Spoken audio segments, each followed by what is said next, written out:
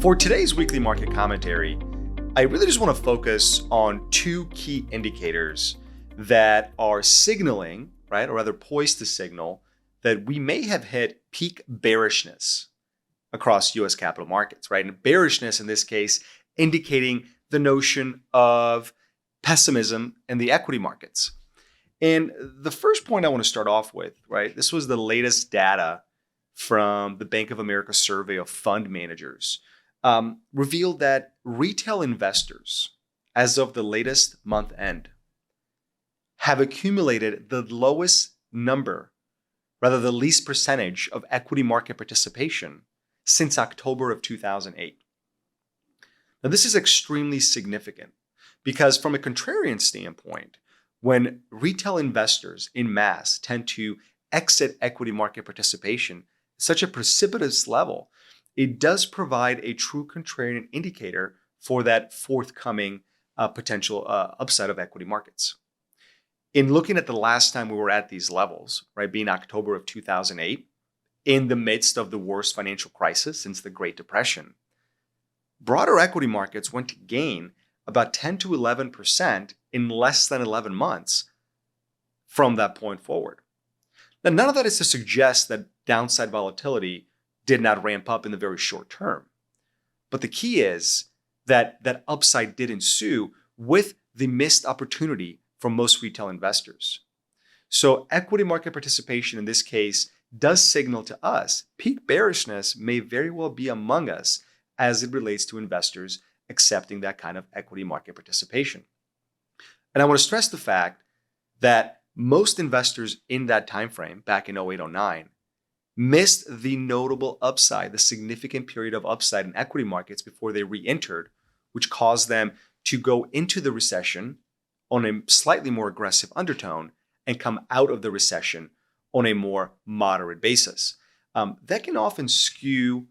financial plans and results over the long term in a very, very poor manner. And we want to be cognizant of that, not to fall trap to such a simple emotional bias. What I also want to talk about is the notion of consumer sentiment, how we also think that has also hit peak bearishness. We've talked about this over the past few weeks, but consumer sentiment right now, at least through June 30th, hit the lowest level on record,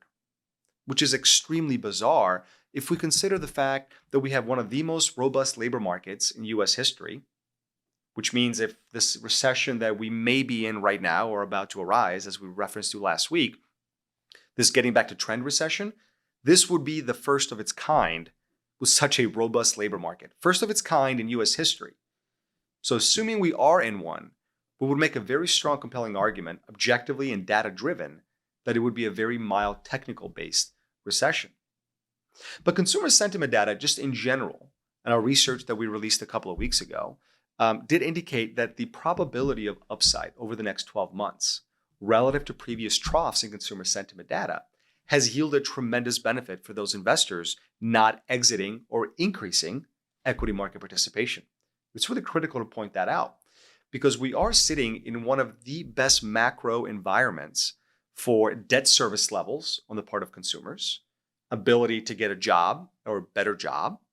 and ability to spend on discretionary income, travel, retail sales, or anything along those lines. And what's really important to point out here is that the inflationary environment right now has done little to notably curtail that spending, which also allows us to believe we may have surpassed that peak bearishness component, which may allow for ample recovery across capital markets. It's very important to note that in the short term, more volatility may arise. But as we look at how the markets react and how the markets move in that forward-looking expectation, when we look at forward guidance on earnings, when we look at forward guidance on inflation expectations remaining below 3.2, 3.3%, all those give us tremendous objective reasoning to be very optimistic on equity market participation over the next 12 to 18 months.